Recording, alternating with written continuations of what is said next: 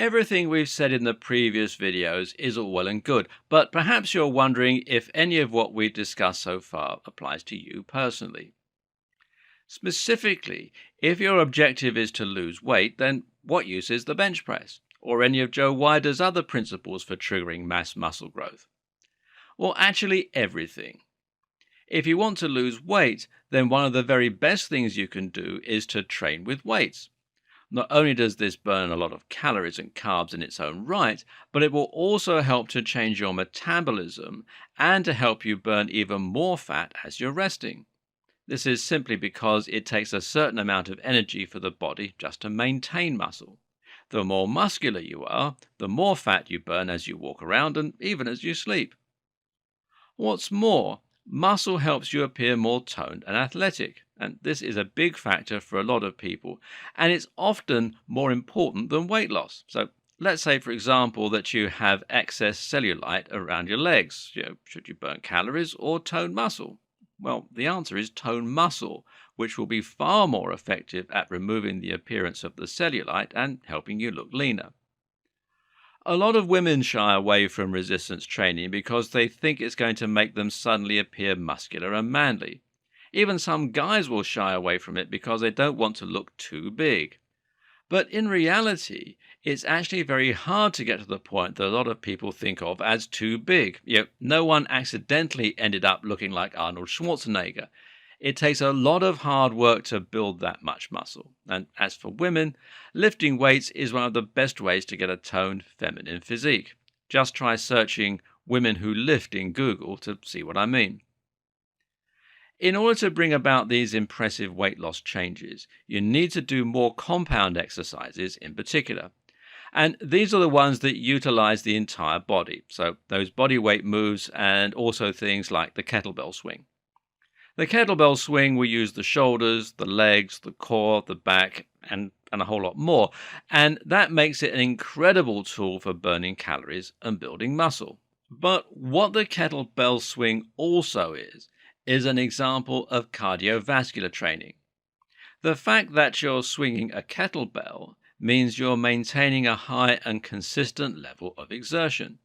This allows you to burn calories, but because you're using muscle at the same time to shift such a lot of weight, you're burning even more muscle and flooding the body with growth hormone as well. In this way, you can use kettlebells like running and maintain output to burn lots of calories.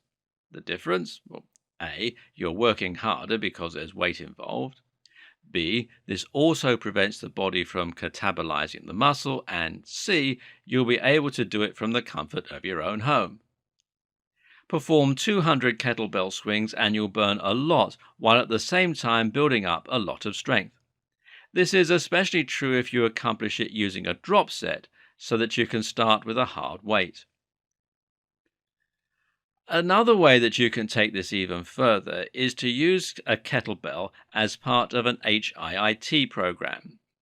HIIT stands for High Intensity Interval Training. This means you're going to be exerting yourself 100% for short durations, then taking a brief spell of rest in between by performing at a lower intensity. So you might swing the kettlebell for 1 minute at full power, then stop to jog lightly on the spot for 2 minutes, then return to swinging the kettlebell. This allows you to burn more calories in a shorter amount of time than regular steady-state cardiovascular exercise. Better yet, it has also been shown in studies to help increase your mitochondria, the energy factories in your cells that allow you to exert yourself for long periods. But the real power of HIIT lies in the way it helps you to burn more calories subsequently.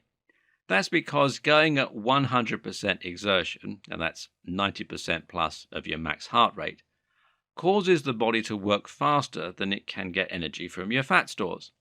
This is called anaerobic training, and it forces the body to rely on energy stored in the muscles and in the blood.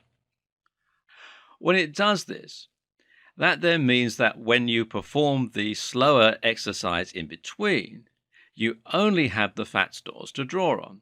So, ironically, this means you end up burning much more fat in the long term. This process then continues once you've finished training and you begin going about your regular business. Using 10 minutes of HIIT a day, you can nicely cut off any fat you're worried about and increase your calorie burn. This is recommended as part of a finisher, a routine you can use to cap off a resistance workout and to increase your overall calorie burn. But that said, you shouldn't write off steady state cardio just yet, be that performing 200 kettlebell swings, going for a 5-mile run, or just skipping for an hour. When you do this, you'll burn a lot of calories due to the sheer amount of time, and this will certainly be more than you'll get from 10 minutes of HIIT. Think of HIIT as being useful when you want to work out in a shorter amount of time. It's more efficient, but you can only keep it up so long. It's also brutal and not for beginners. The other benefit of steady state cardio is what it does for your general fitness and your energy levels. If you can maintain exertion throughout a steady state workout, then you'll be taxing your heart a lot. This is good because it will allow the left ventricle to enlarge, just as any other muscle responds to training. When that happens, you'll be able to move more blood around the body with each pump. This is very important because it means in turn that you'll be able to more efficiently deliver blood, nutrients, and oxygen to the muscles.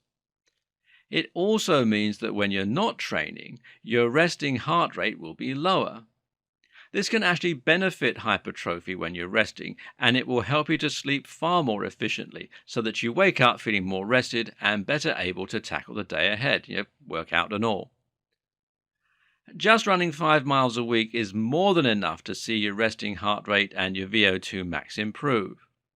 This will not only burn a lot of calories, but it will also help to support an active lifestyle, and especially when it comes to training. This is recommended for everyone. But if you want to lose more weight, then you can, of course, increase the ratio of CV to lifting. That might mean adding in lots of HIIT sessions, or it might mean maintaining your steady state for much longer. Either way, this will make a lot more sense in the next video.